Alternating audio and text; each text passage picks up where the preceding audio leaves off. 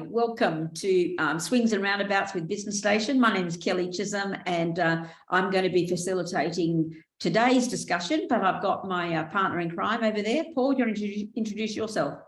Hi guys, welcome to another Swings and Roundabouts. I'm excited for this one because it's a really hot topic that is really going to resonate with a lot of business owners out there. And if you can really nut it down and nail it out, you can guarantee get results. So yeah, really excited about this one. So thanks, Kelly.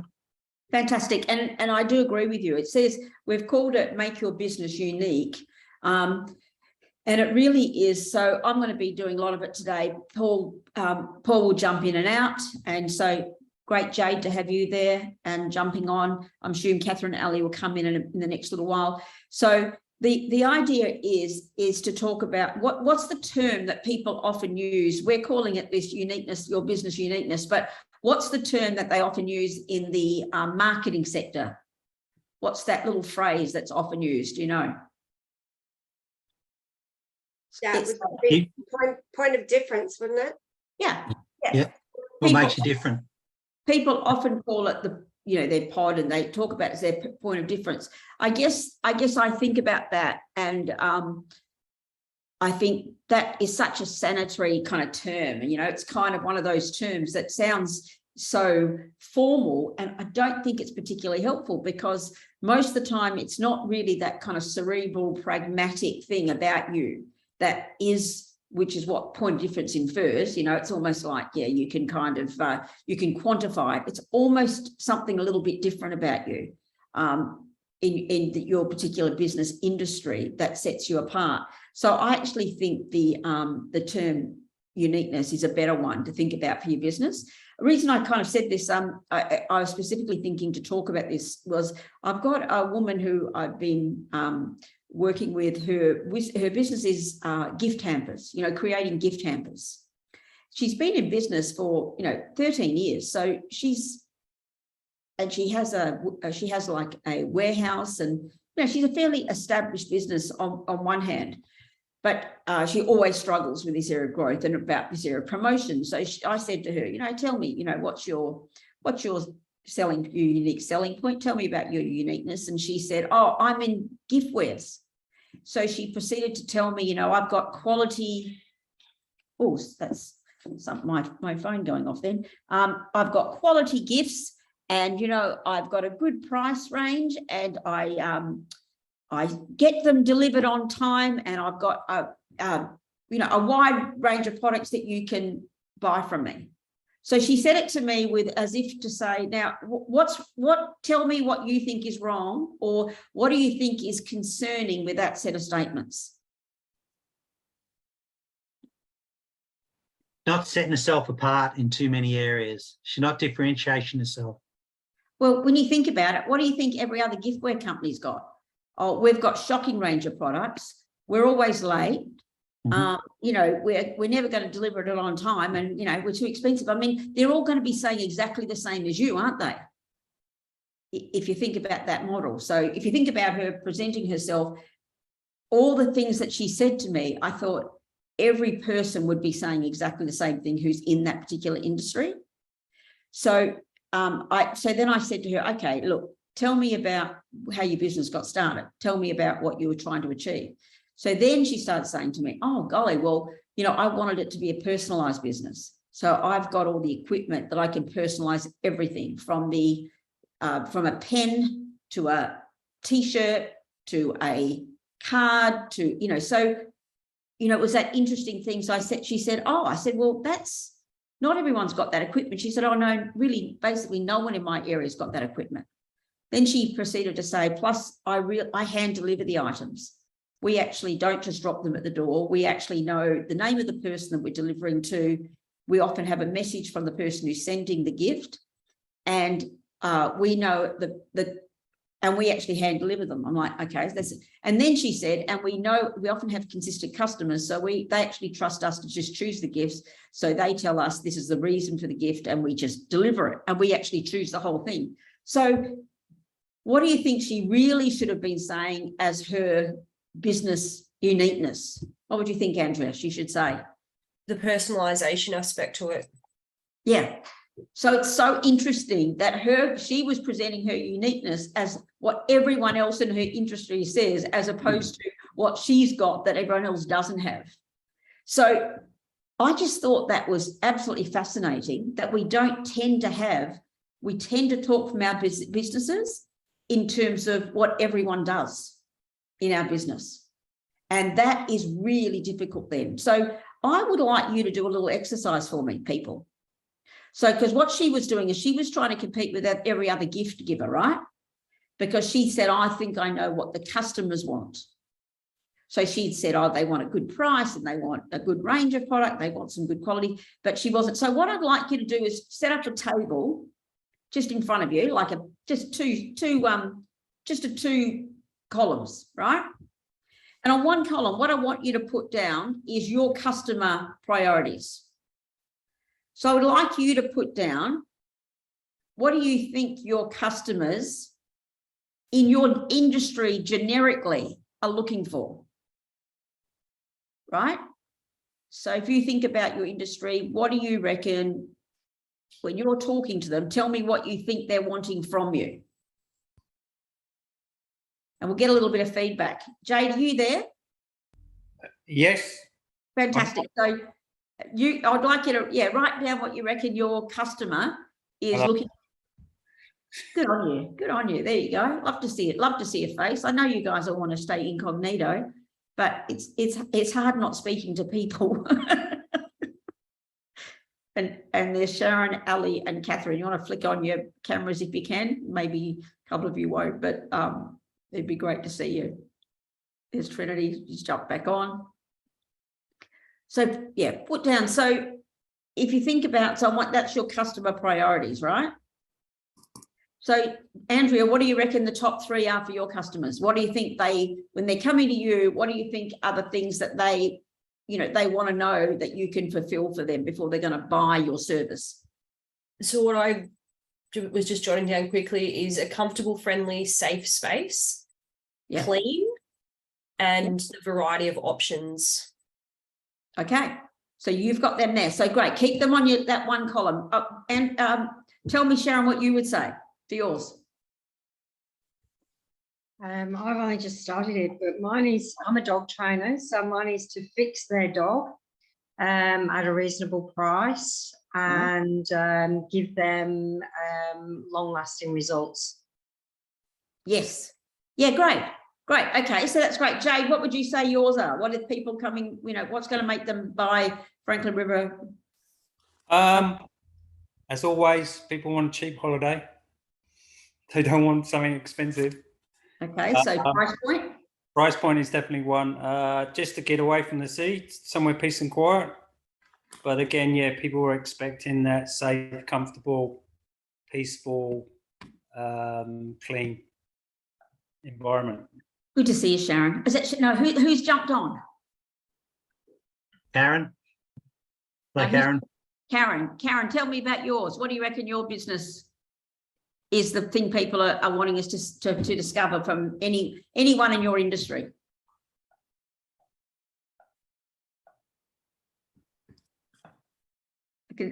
Keep or we'll come back. Sharon, have you got? We did Sharon. So who else have I got there? We've got 2 Sharons actually, haven't we? So Sharon with the virtual assisting. What do you reckon people are looking for from you? Well, I think they just want help, and then it's up to me to talk to them to see what I can do to relieve the biggest. Okay, so you're saying they've got, what they want to do is to know that you've got the capacity to take over some of their admin jobs. They want it at a competitive price, and they would want to have a confidence in your skill capacities to be actually deliver, consistent with their. They want to know that I'm reliable, that I will deliver results, but then they often don't know exactly what they want me to do. They just know that they need help, and then they say, this is what I'm struggling with. So I guess solutions and processes and systems is what I can provide. Fantastic. So there on that left-hand side, you've actually gone, I do know what I think that the potential customer will want, right? So on the other side, I want you to write down what are the strengths that you promote that meet those. Do you actually address those needs, or what you think are those priorities in your promotion, in your website, right? So, and in the different in the things that you do. So whenever you're promoting, are you addressing what you think the customer has a priority for? So this is a little bit of an exercise for you guys to do, to say, okay, if I went through those list of items, I want you to put like a tick and maybe put a little example of a way that you do try to address that. I should have got you to do 3 columns, by the way. If you can easy enough do 3 columns, then whip it in. Or else you could just put it underneath. So your first column is, what do I think the priorities? Number 2, am I addressing them? Okay, can I address them? Now, who would say, for the most part, if you're not in any of your promotion, then you're going to have to make some tweaks, because you do know what some customer issues are, and you're going to need to just be able to, in your general spiel, they need to be able to find those answers to those questions. So a lot of people, for example, don't put up their price point. That causes a problem at some point, because most of us, especially now when there's so many online information, if you don't put it up in some way, even if it's a package or something, then people often quite hesitant to proceed. But so let's just say you address those primary, what you know are their priorities. Who would feel like, just give me a thumbs up in the box there if you think, hey, yeah, I think I'm doing okay with that side. Thumbs up, or else put a question mark, or it's just a way, just let me know how it's, or even in the chat, just make a little comment there. Let me just see the chat. I'll say with you. Okay, so, oh, Catherine, you don't have okay, great. You don't have a camera on mic. At least we know you're there. Sorry, you missed the question. So just Karen, what we did was said, what is the customer priorities? And then the second column is just saying, are you addressing those priorities in your promotion and in your information on your website? So if you know a priority is to know about the quality of work, have you actually at least refer to it somewhere in your work, in your website or in your promotional material? Jade, would you feel that you're doing pretty well with that side of things? I could do better, but it's just compromising and dropping your price.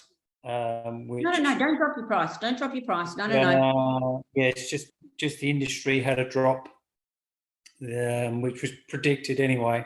Okay. So I just went, oh, that's okay. I'll just take a back step for a couple of months and then move ahead in the spring. Okay. So you've got a strategy. You know what's happening. You just might. Yeah.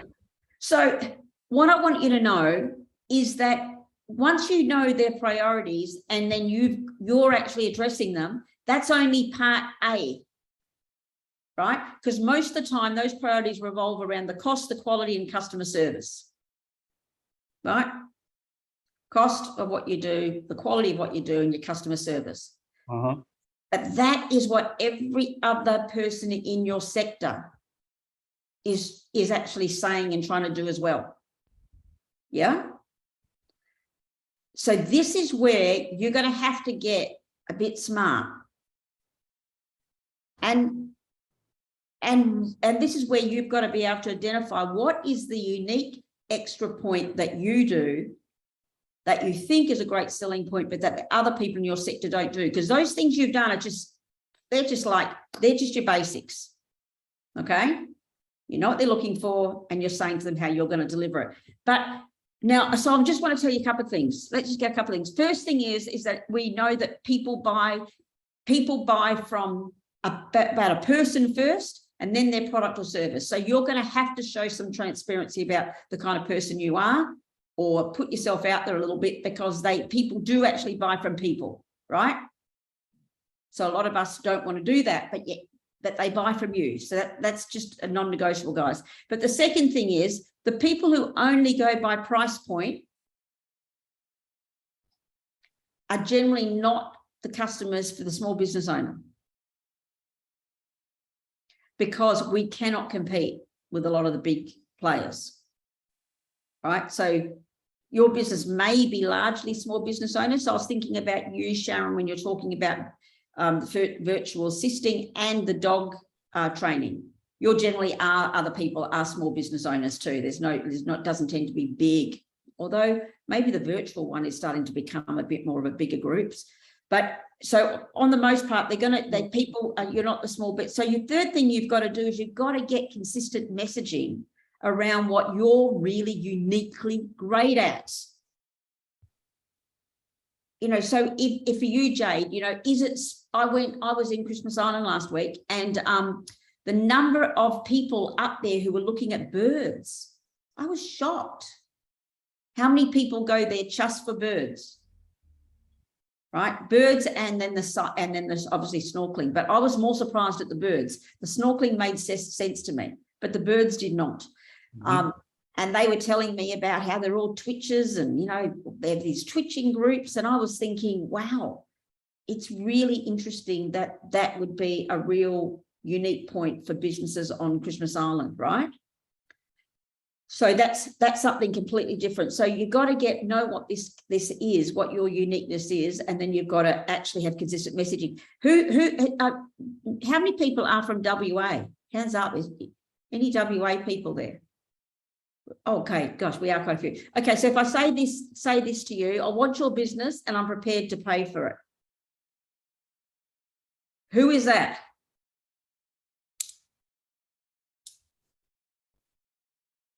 John Hughes. John Hughes. I remember that from when I was like 20 years old, 15 years old, I reckon. Just a catch line. I never had to look it up, because even when I was coming and doing this, I was like, oh, they know who I remember. I want your business. I'm prepared to pay for it. So he had this running thing. He said the same thing all the time, right? And I found him, and I think it's this, he knew what his point of difference was. He's a car sales guy, started off his own little small yard, became the biggest distributor of nearly every make of car in WA, and still there, got a prime location and the whole thing. But he decided very early, if he could tell his customers, not only would he give them a good deal, but he will pay them for what they do. I want you, and I'm prepared to pay for it. He went on price point because he had volumes. Not everyone can do that, obviously, right? But what I want to do is to really, for you guys to go, what is your point of difference? Because if you do not know it and you're not consistently saying it, you are just another noise in often very busy online and even face-to-face sales. So who would know a real sense of what they're really unique at that they don't reckon anyone else has got in your industry? Yes, tell us, Sharon, what do you got? I do reactive aggressive dogs. And I've got 10 years of shelter work behind me, actually rehabilitating the high-end project dogs. So I know my stuff and I can do it. It's getting the, which I'm doing now, it's getting the price so that your average Joe blogs can actually afford it, and getting them dogs together so that you've got a demo dog as well to work on and work with. And I think I've finally got it, that I've just got to do. It's not groups, because groups would be great for more money, but pairings. And it's starting to happen. Did you say your neat point is aggressive dogs? Yeah. Okay, so dogs that have come from a shelter, like your background in shelter was able to help you with that, but you can work with the highly aggressive dogs and high-end project dogs. So all shelter dogs, all dogs with major problems. You've got to understand the underlying triggers and everything else. So what do you say? You tell me what you say on all your promotional material that reflects that. I show it on videos. I show it on videos and show like from start to finish. And what do you say?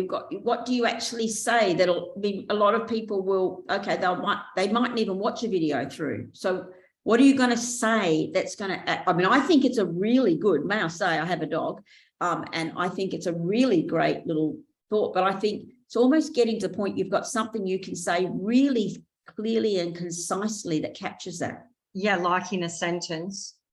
Like in a sentence or two. I used to say it and now I can't remember it. Realistically, I'm helping people rehabilitate their dogs into the community and keeping everybody safe. And I did have a sentence, but I've forgotten what it is. Sorry. No, it's all right. That's great. If your point of difference is that, Sharon. Yeah. Sharon, not Sharon. Sharon. Then you really do. You've got to have something really crystal clear. And yeah, you need to talk to people. Because if you said to me rehabilitating your dog into the community, that does not do it for me. I do not get what that means. Yeah. It's got to hit some hot points. So things like you've got to use that language that's going to really resonate with people. So, it could be I help, frustrated dog owners or frustrated, aggressive dog owners get back into society or help them along the way. That kind of stuff is going to resonate with your ideal target market. But what it's going to do is when you put that into your marketing, it's going to differentiate yourself against your competition out there, okay? Because it's a uniqueness that you really, focus on, which is aggressive dogs. And you might do other things as well, but that's what's going to resonate with a certain amount of people that will come out and reach out for help specifically from you. Yeah. And it's really lovely to have a question. Like if you say, are you struggling to take your dog to the local dog park? Yes. I have quite a few questions like that. And then you just have a couple of questions and you say, where I can help you is I can help you to be able to enjoy your dog again and not enjoy your dog alone in the company of others. So you just have a really, people think that's the point. That's awful. When you've got a dog, you can't go to the local dog park because of their aggression. It's really awful as a dog owner, so one of my sentences is, if you're reaching the end of your tether, give me a call, I can help you. Yeah. But you're right, I need to put something else in there, right? Really, really clear. So this is, you guys, each of us have got it. It's not that you're the only one, but you're suddenly, remember, every person doesn't want a holiday where you've got your stuff, Jade, but there's a certain percentage of people who do want to come south. And of that, a certain group do want to go to an more isolated place. You're trying to actually know who those people are and say, this is where we're unique.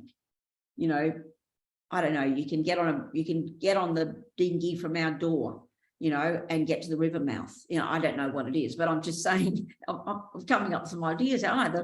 But I would want to know, tell me what's different about your place that's completely, or what you do for people to make that experience spectacular. And you can never, we're so remote, you can't find us. So we meet you at the local service station.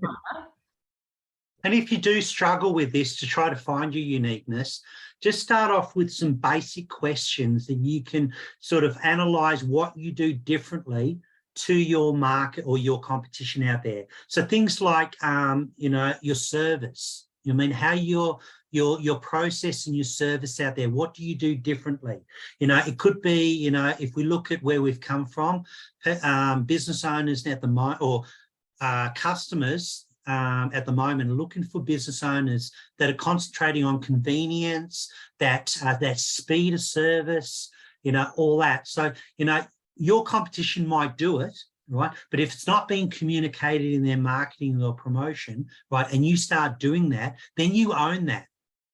You then stand out that you actually own that. So, because I have a lot of people come and saying, yeah, we're not unique in any way. We do the same stuff in our industry. Everyone does the same. They've got the same products. They've got the same services. But then you just got to dig deep and say, well, okay, what do I do differently? Right. And that could be my uniqueness that I start off with. And that's what I put in to communicate out there. A lot of businesses have started having a social cause, like a group like, Guzman's, who the Mexican sombreros, a lot of them went down that they were just producing a food, and they just said, oh, we're going to have a social cause that we really make resonate with our business. A lot of people respond to that. I think it's got to be truthful, right? You're not doing this as a, trying to pretend something. It's got to come from a real reality, but don't shy away from thinking about, well, why do I do what I do? Why do I do it? Why did I get into business? That may be part of, this sense of finding your uniqueness. What would you say for yourself, Andrea? What would you say? I know that you did say to us at the beginning, we had that casual talk, you said a lot of the services we provide are usually targeted more at elite athletes. So this provides that. So is there enough people who want that high end of your services? So let's think of it, elite athletes being the high end, pointy end users of some of yours. Is there enough people that would resonate with, or is that like a small target group? Is it something else in your uniqueness that's more attractive? Our belief is that we are for anyone who feels tired, fatigued, stressed, or sore. And I reckon the majority of the population could probably resonate with one of those aspects. So whether it is your people who are regular gym goers, or whether it's someone who's in some sort of high profile, very stressful, long hours job, perhaps on their way home from work, they need to just drop in and, have a half an hour new calm session, which is similar to meditation before they go home and deal with the family that night. Or whether it's someone who, a single parent who's got 3 kids and is just absolutely stressed out and exhausted. So what is it about your service though? Because that still would be people who in your industry could say the same thing. We've got to get a couple of layers deeper than that. Yeah. Because I really need you to be able to say, I saw someone last night who said to me, they've been going to a Pilates studio, their Pilates studio. I thought this woman has done a great job, I tell you, because she's got this Pilates studio, and she said she's now moved everything onto video. So you can come in, she's put up a screen for every reformer. Yeah. You can come in when you like, you check in, you swipe, you run your class, but you're in with a group of people, but you're just running essentially an independent little session. And my sister-in-law is telling me how she can't wait. She's signing up now because she can go anytime from 6 in the morning till 10 at night. Do you know what I mean? So that's highly convenient, however, potentially lacks the community aspect in that there might not be a great deal of interaction with other people, which I think a lot of people are craving since coming out of COVID. And that's what I'm saying, but that's her thing. She's gone, look, lots of other people are offering the other, I'm going to go this direction. And she's had a really big take up for convenience. So you actually, and the thing about it is she's actually pregnant, and she won't be able to be in the studio, and this will actually become a business running when she's not there. Yeah, good on her. She's a smart cookie, right? Yeah. Everyone, but remember, everyone in your business does not want you. It's that kind of thing, thinking that everyone does. Everyone doesn't. You've got to find that group of people who want you by narrowing down as opposed to widening out, which is what we all think. We'll just be more and more and more. It doesn't tend to attract the people, because then it becomes only price point.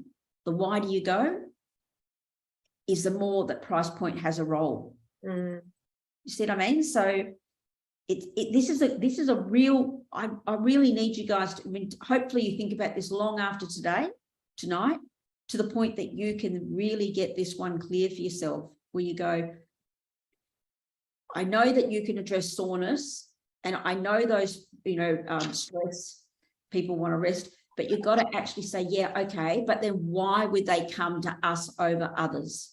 Why?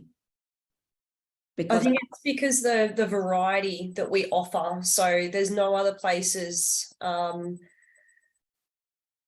least in Cairns, that offer 5 different modalities of recovery. There's a city cave, there's a float studio, but nobody offers 5 different options. So it's for the people who want options. Yes. Well, that maybe that's where you're getting a bit closer. Maybe you're getting closer. You say, because I think there's a whole lot of people who love options, right? I think you're getting closer when you're saying that to me. You know, we're your one-stop shop for wellness, you know, but you can say it nicer than that. But it's kind of, you know, because I don't know if one-stop shop sounds nice for wellness, but you know what I mean? That's what you're trying to say to them. An easy exercise to identify this is what I call the SCAP, the scratch out rule, right? And that means just grab some of your marketing, whatever that is, if it's a flyer or anything, grab your own marketing, scratch out your name, your logo, right? And put your competitors on there. And if they say exactly the same thing, then you've got no uniqueness in your marketing. Okay, then you've got to look out. So in your case, Andrea, you probably look at that and you say, well, okay, if I do that test, yeah, my competition can't say this. Okay, so you're hitting in the right direction, right? If no one else has those 5 services, then it definitely has to be a basic fundamental in your marketing, in your promotion, and what, you know, your elevator pitch and how you're actually putting that messaging out there. Right, so you just start off with basics and you just suddenly say, well, what makes me different from my competition? What do we do differently? And that becomes your uniqueness. Okay, what I see a lot of business owners out there doing, right, is what I call platitudes. Right, they believe that they're unique by offering quality services. They'll be there on time. They'll use, you know, they won't rip you off. These are what I call expectations. Right, from people expecting, right, expectations from using your business or your industry. What you've got to look at is what makes you unique outside that. Yeah, so that's why we said your customer priorities, you need to meet them, but they're just expectations. This is where you start to set yourself apart. And the clearer you get about it and keep about it, and Sharon with you with the dog and the aggressive dogs, the clearer you get about it and the more honed that message gets, you still say, I can work with a broader range of dogs and I can bring, you know, joy into your life and, you know, all those type of things. So beautiful. But then this is what, hey, but you know what? It's aggressive dogs, you can't get to your dog park, I'm your girl. You know, that's where you want people to say. Yeah. Yeah. So hopefully, did anyone have any quick questions? Because we've already gone over time. Golly, it just goes so fast. It really does. Does everyone feel clear? Give me a little thumbs up in the chat. Does everyone feel clear about what we're saying is what we're trying to talk about today? You feel clear about that? And not going to get yourself confused. Great. Yeah, I can see Sharon. You're not going to get yourself confused by just making this one about, you know, meeting those minimum expectations. This is really about that, the thing that puts you over the top. The wow factor. I call it the wow factor. Exceeding people's expectations. Yeah, this is where you exceed them. Yeah. And hopefully that. So from me, I'd love, if you want to, by the way, if you want to, I see you, Karen, no problems if you're a bit late there, no problems at all. So if you would like to send us a little question, say if there was something that came up for you out of this and you want to have a little chat about it, feel free to send us back a message. We're happy to respond. And definitely, without a doubt. So don't, you know what I mean? If you think, gosh, I just want to run this by you, feel free to do that. And we'll see how we can help. Yeah. Because I do think this getting this message clear and then repeat messaging is critical. So thanks for being part of tonight. Paul, what have you got coming up with your program? Okay, so a couple of things. The next month's topic is going to be, I'm going to be talking about a SWOT analysis. So if you don't know what a SWOT analysis is, it's that strengths, weaknesses, opportunities and threats, and really the importance of it. Right, but more than anything, how to use it to the best advantage for yourself. So if you haven't done a SWOT analysis, don't know what it is, hop onto next month's session. So that's the next topic that we're going to talk about. If you know of anybody that can value from these sessions, please invite them along, right, through it. If you've got some topics that you'd like us to discuss, feel free to send those through as well. But we've got a couple of programs that I just want to share at this stage. We've got coming up, by the way, people, let me just say, we've got coming up a program. We're going to talk about AI in a few months. And I think that would be really helpful for you. But anyway, yeah, here we go. Yeah. So we're talking, we've got a couple of topics that are in the wind at the moment. A lot of inquiries about, can we talk about AI, chat GPT and all that. So we're putting that together in regards to it. But yeah, if you've got some really, really pressing issues that you want to talk about, then just send us a line, Kelly or myself, and we'll put that together for you. We just want to try to put some topics that are really, really going to be relevant that we can talk about in this present environment or business environment at the moment. But I'm running a couple of group coaching programs, which I'm putting a lot of what we talk about and what's resonating with a lot of business owners' challenges out there into a little bit of a coaching program. So I've got a 12-week coaching program that we call the Jumpstart program. So if you want to know more information about that, you just can scan the QR code right now or reach out to me at paul@businessstation.com.au and I can take you through that. I've also got a 50-week series. So for the last 6 years, 5-6 years, I run my biggest vision is to help at least 15 people each year really scale and dominate their market. So I run a 50-week series every year. So it's just weekly sessions that you get a little bit of a video, a little bit of workbook, a little bit of online coaching, and I do a live session each week as well. So if you really want to get some accountability into your business, or if you know of anybody that really needs that in their business, please reach out. It's for the last few years, I've been getting some massive good results with the people within it. So a couple of things that I just wanted to share with you in regards to that going forward. So yeah, look, if anybody got any questions or anything before we close this month's session? Sort of. Is Kelly, are you still with Pink House? Yeah, yes, I am. You are. All right. No, I remember you from Pink. Oh, is that what the pink top is? No. This is my Barbie top. Right. You've got to get. Not In the really.